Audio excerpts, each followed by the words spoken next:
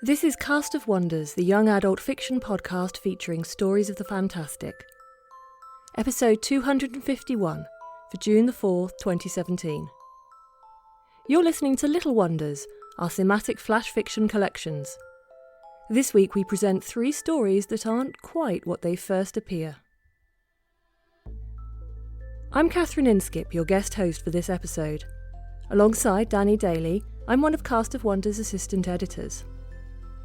Our first story today is Why They're Never About the Good Ones by Evan Dicken.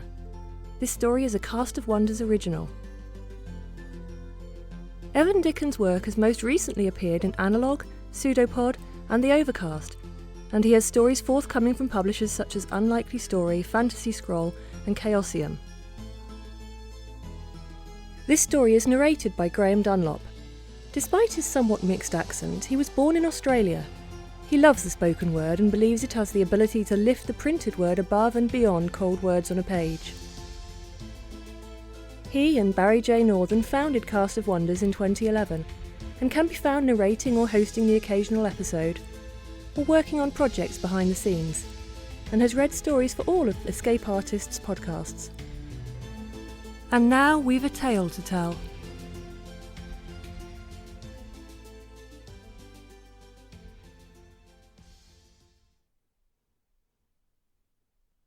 Why They're Never About the Good Ones by Evan Dicken.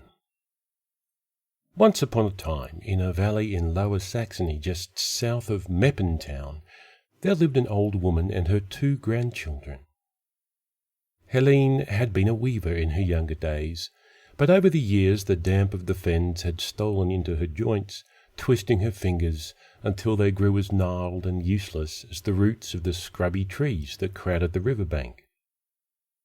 Katerin and Klaus had come north with the spring floods, refugees from the labour pains that accompanied the birth of French democracy.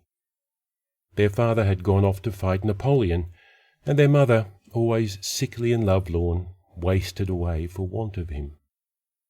Helene had no money, and the children were too young for real work.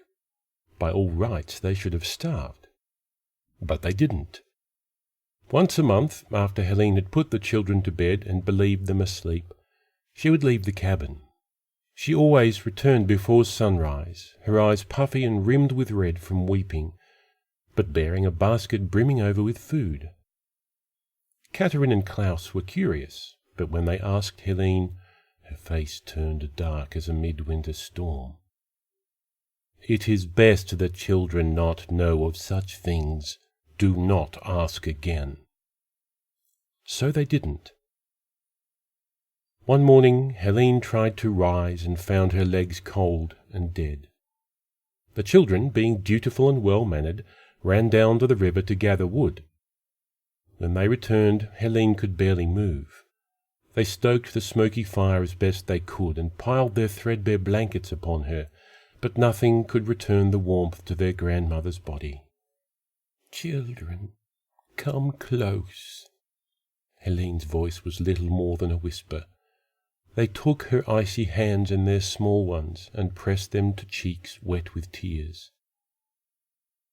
"Have you wondered how it is that we are poor and yet always have enough to eat?"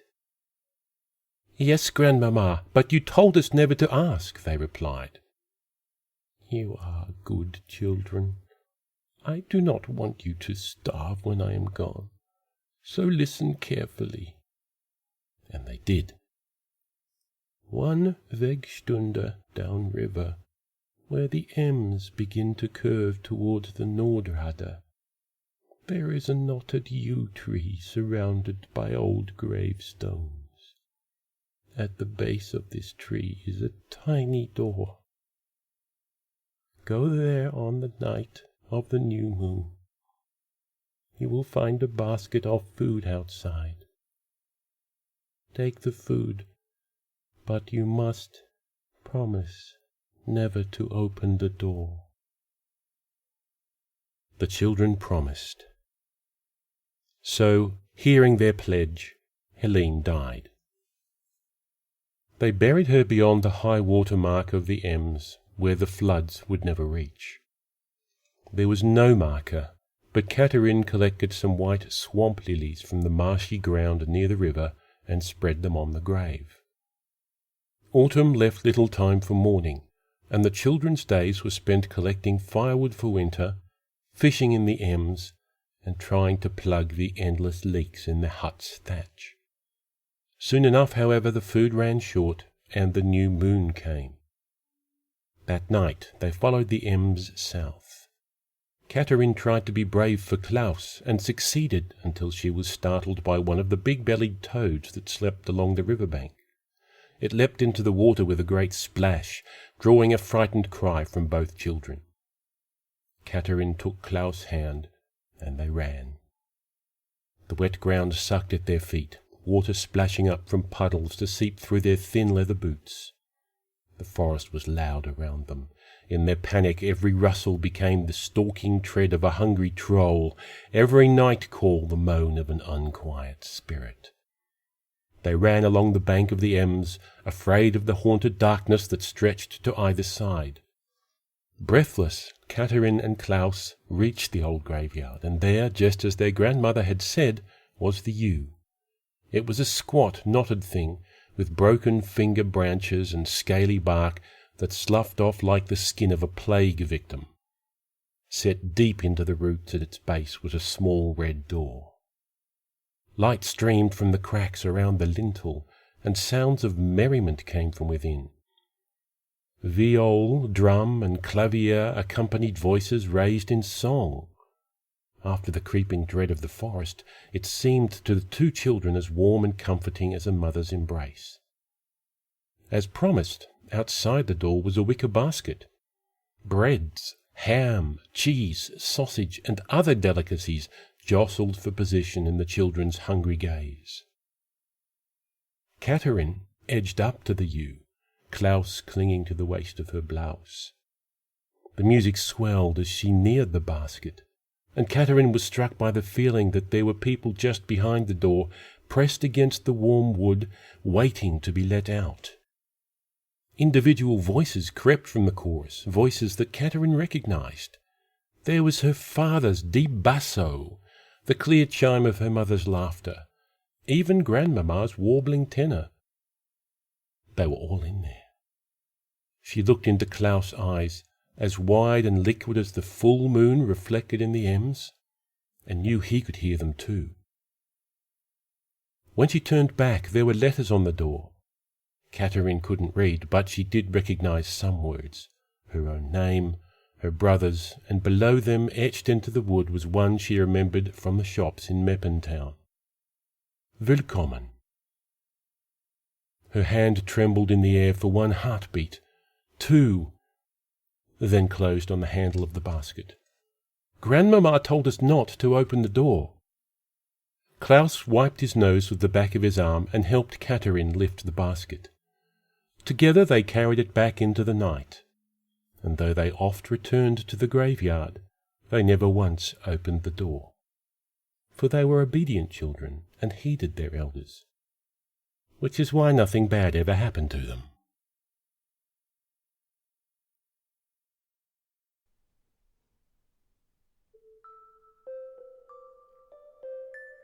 Are there rules to storytelling? Is there an equation for a fairy tale? All too often the stories we hear depend on people's misfortunes and mistakes. A warning ignored, a fairy slighted, an ill-chosen word or an unexpected dragon. A pair of children cast adrift from the safety of family to fend for themselves. Sometimes those children grow up to be heroes. Sometimes they end up as a cautionary tale, or perhaps a tasty casserole. In Klaus and Katharina's case, is that a happily ever after? I think so. Their adventures may be on a much smaller scale this way, but good stories and happy endings aren't limited to the bold and the foolhardy. And however their lives end up, I think their grandmother would be proud of them. Evan Dickon had this to say of his story. Fairy tales, at least the ones I was told growing up, always seem to be of a cautionary bent. Don't stray too far from home or a troll will eat you. Make sure to wash behind your ears or a troll will eat you. Pick up after yourself or a troll will eat you. wicked step-parents and misplaced royalty aside, I always wondered about the carrot to the proverbial stick, or troll. Our next story is The Finder, by R.G. Zima, another Cast of Wonders original. R.G. Zima was born on the south side of Chicago. He has taught English, worked construction, and never stopped writing. He presently teaches composition at the College of DuPage and is working to complete a YA novel, The Ghost of Jamie McVeigh. His poetry has recently appeared in the journals Prairie Light Review and Rivulets. The story is narrated by Jonathan M. Chaffin. Jonathan is the designer and writer behind the Cthulhu Tiki Mug and other horror-themed barware collections from HorrorInClay.com. Each object has a backstory and contributes to a narrative for the collection. He also co-owns MugCrate.com, the quarterly Tiki Mug subscription box, has narrated and designed for Pseudopod, and frequently speaks on all things tiki, horror, crowdfunding and pop culture at events like DragonCon and Anachrocon. He also writes horror movie reviews for the Collinsport Historical Society from time to time. And now we've a tale to tell.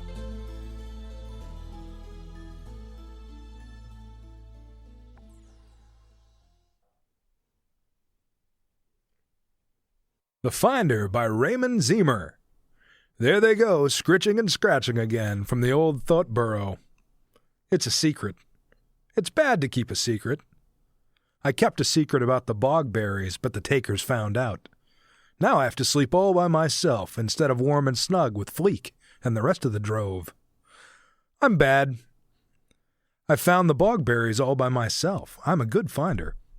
But finders can't keep secret bogberries for themselves. That's against the law. There are finders and feeders. Feeders eat leaves and grass and seeds from the meadow. Finders go out to find other food. Then there are takers. They protect the drove. They take food from the others and bring it to the elders. That's the way it's always been, Mook says, so that's the way it has to be. That's the law. If Mook says it, you better listen. You might think he looks funny with his broken tusk and patchy mane, but if he swipes you with a claw, it'll leave a mark. One time I found a nest of truggles in a tree. It was fun to play with them, but Mook saw what I was doing. "What happened to their wings, Mott?" he asked. I said I didn't know. I found them that way, I said, but that was a lie. They had tried to fly away, so I pulled their little wings off. I'm bad. Scritch, scratch. It's the things making noises. The things are my secret. I found the things on the hillside. It's dangerous rooting under the sky where a snoo could get you, but I'm not afraid. I watched the sky. I saw the shiny seed pod drifting down out of the sky. I watched it flutter to the ground, and I watched a long, long time until the little things came out. I watched them wobble about on their hind legs. Then, quick as a snoo, I snatched one up. It was only as big as my paw, with shiny white skin and a funny bubble head. It made a squeaky noise and wiggled like a guga, so I squeezed it tight until it stopped. I brought the thing back to the forest. I wanted to show it to Fleek. She's very hairy, and once we groomed each other, which was nice, but Mook saw me. "Where did you find this thing, Mott?" he asked. "Down by the spring," I told him, but that was a lie. Mook leaned forward on his knuckles and sniffed the thing. He tasted it and drooled with pleasure.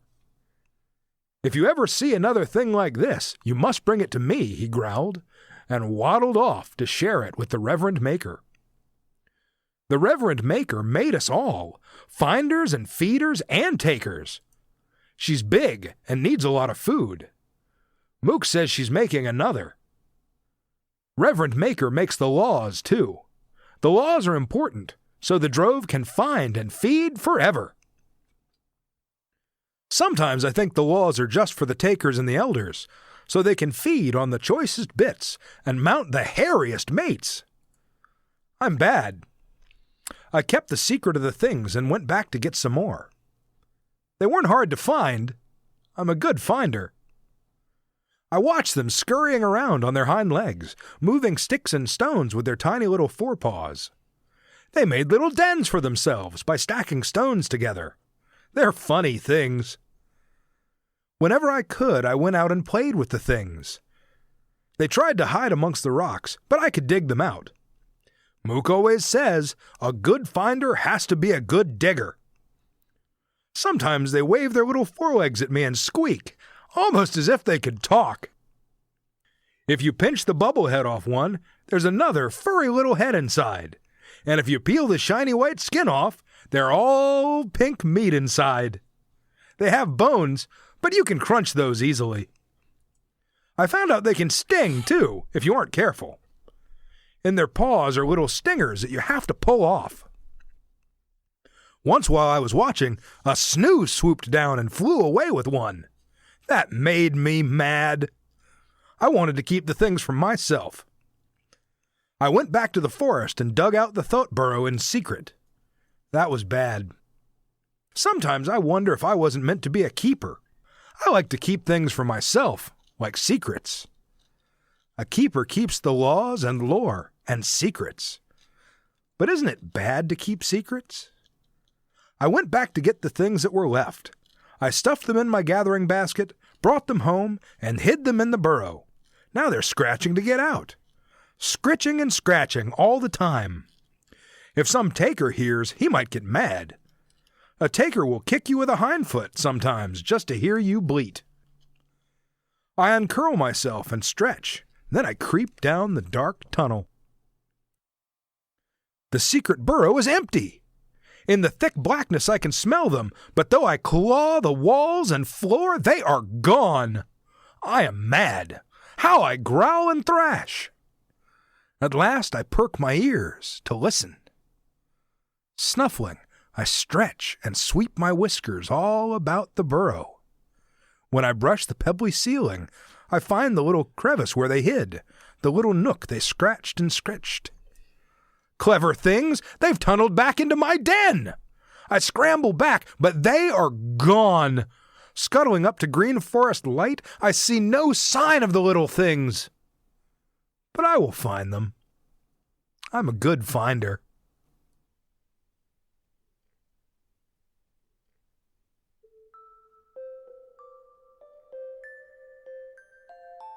One of the biggest challenges of growing up is figuring out how you fit in, and how much or how little it matters if you don't. Mott, the titular finder of this story, is very much in the middle of this kind of conflict. They know what their society expects of them, and what they can expect from others of their kind. But Mott's more than ready to challenge those expectations. Mott isn't afraid. Mott watches the skies. Mott is curious and resourceful. And who else would have figured out the best way to catch and peel a human? Mott might not be widely respected by the rest of the drove, but so what? They're a damn good finder, and that's just the start of this story.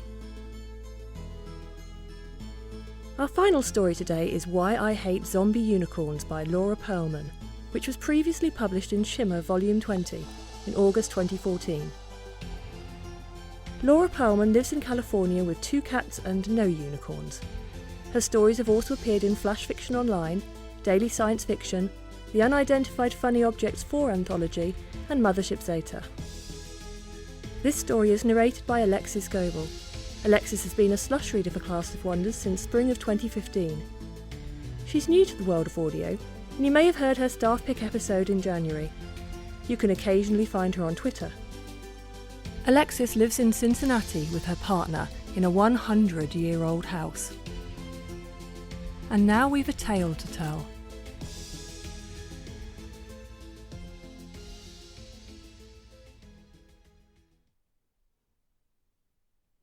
Why I Hate Zombie Unicorns by Laura Pearlman. The good news is, zombie unicorns almost never bite. The bad news is, even a tiny scratch from a zombie unicorn horn will turn you into a zombie. Mom discovered that by accident. Mom was really smart. She was the first scientist to figure out that when the unicorns first showed up, some of them were already zombies, and some of those got bitten by lions or wolves or whatever, and that's how it all started. She used to let me watch her work in the lab. I just had to stay out of everyone's way and not touch anything. She got me a lab coat, and we dyed it pink. I had my own notebook, too, and I'd write down everything I saw her do, and then she'd quiz me about it over dinner. Anyway, Mom was preparing some samples. She had 2 unicorn horns. One was pure white and shiny and smooth. The other was gray and drab and had jagged edges. She let me write labels for 2 test tubes, normal unicorn horn and zombie unicorn horn. Then she put on a pair of bright purple latex gloves and winked at me. Her gloves and my lab coat were the only colorful things in the lab. Everything else was white, brown, or gray. She put a clean drill bit into her drill, then set the white horn on top of a sheet of paper and started drilling into it. Powdery stuff fell out. It looked like fairy dust. When a little pile had collected on the paper, she poured the unicorn dust into the normal unicorn horn test tube, put on the stopper, and threw away the paper. Then she started on the other one, but just then one of the monkeys shrieked. Mom got startled and cut her finger on one of the edges of the zombie horn. It was just a tiny cut, the kind you cover with one of those Band-Aids that's a circle instead of a rectangle, and then it just falls off the next day and you forget there was even a cut there at all. But this time, when she took off her gloves, her hand was already turning gray. I wear my pink lab coat everywhere now. Everyone calls me Science Barbie, but I don't care. After Mom's accident, I started spending most of my time with the older kids. Jason is 15, and Jill and Kyle are 16. I thought they wouldn't want me tagging along, but Kyle said it was okay because I was the only 12-year-old with enough guts to sneak outside. The others went along with it because everyone always goes along with what Kyle says. It doesn't really take a lot of guts to go outside. The fence keeps out the human zombies and the big zombie animals, so all we get are little ones like rabbits and mice, and the traps get most of those. I mean, it's not completely safe. They had to shoot Mrs. Taylor last summer. She was already a zombie when they found her, so they couldn't tell exactly what happened, but they think she was sitting under a tree reading a book and got bitten by a zombie mouse. She was always doing stupid stuff like that. Everyone knows you don't sit on the ground.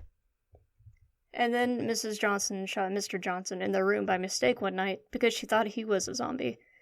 But it turned out he was just shuffling around because he was drunk. And it's not like staying inside kept Mom safe. Sometimes I think Kyle is more afraid than I am. He says we're all going to starve to death because zombie bees can't fly, and that means they can't pollinate, so all the food crops will die. I got really scared the first time I heard him say it. But that night, I had a dream, and Mom was in it, and she was alive and normal and human, and she hugged me and laughed and said, "Have you ever seen a zombie bee?" And then I laughed, and we held hands and started singing, "Have you ever seen a zombie bee, or a zombie fly, or a zombie flea? Have you ever seen a zombie bee? No, you never have, 'cause there's none to see." There were more verses, but that's all I could remember when I woke up. Anyway, I told Kyle there was nothing to worry about. Bugs don't turn into zombies. But he wouldn't listen, and he kept saying we're going to starve, so I said, "Hey, one thing we'll never run out of is zombie meat." And he said, "You can't eat zombie meat because that's just like biting a zombie." And I felt really stupid, so I said, "Yeah, if you eat raw zombie meat, but maybe not if you cook it." I didn't mean we should actually do it. I wished I hadn't said it, but it was too late to take it back. Kyle said we should cook some zombie meat and feed it to one of the dogs. I didn't want to do something that mean, but none of the others said anything, and sometimes it's just easier to go along with what Kyle says. Jason and I went to the kennels to get a dog. We chose Mrs. Taylor's old dog. I thought her name was Lady, but Jason thought it was Sadie, so I'm not sure. Anyway, Lady, or Sadie, or whatever her name was, hadn't had any human attention since Mrs. Taylor died. She was really happy to come with us. I wanted to forget all about the experiment and spend the afternoon playing with the dog, but I knew that wasn't going to happen. When we got back, Kyle and Jill were roasting a zombie rabbit over a fire. We didn't know how long to cook it. Zombies are all gray inside, so you can't judge by the color. Maybe you can judge by the smell. Jill said that when they caught the rabbit, it had that fresh zombie smell they get right after they turn, sort of like mushrooms and rotting meat. By the time I got there, it smelled like an older zombie, less like mushrooms and more like rotten meat, with some sour milk and dust mixed in. It also smelled like burning hair, but I think that's just because its hair was burning. Half an hour later, the burnt hair smell was gone, and the zombie smell was stronger. It smelled like the oldest zombies, the ones that turned 3 years ago. And the smell kept getting worse. After an hour, we all wanted to puke. That's when we decided it was done. The dog wouldn't eat it. And I said, well, I guess this experiment didn't work. And Kyle said, no, we just need to keep her chained up until she's hungry enough. It took 3 days. She didn't turn into a zombie, but she did throw up a lot.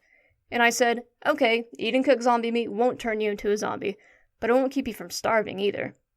And Kyle said, not so fast. The meat was 3 days old, so maybe it went bad. So we kept the dog chained up another day and cooked another zombie rabbit and made her eat that, and it was the same as before. She didn't turn into a zombie, but she did throw up. A lot. But at least then we let her go. I felt bad about what we did to the dog. I started spending more time alone, reading books. Not even reading most of the time. I found some art books and just flipped through them, looking at the pictures. One of the books was called Masterpieces of Tapestry, 1400 to 1600. This was the most boring of all the books, because the tapestries were all super old and faded.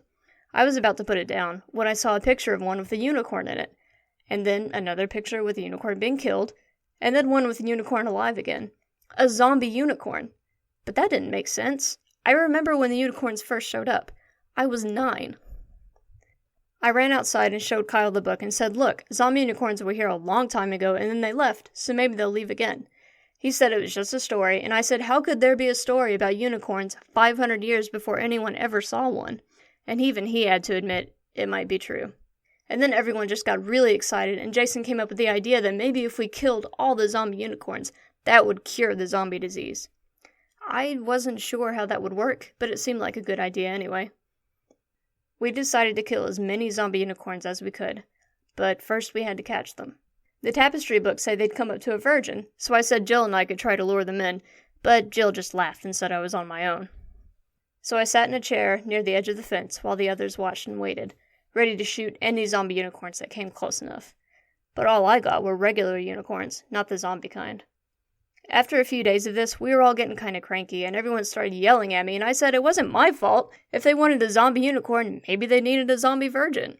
And everyone stopped yelling and just looked at me. I wish I hadn't said it, but it's too late to take it back.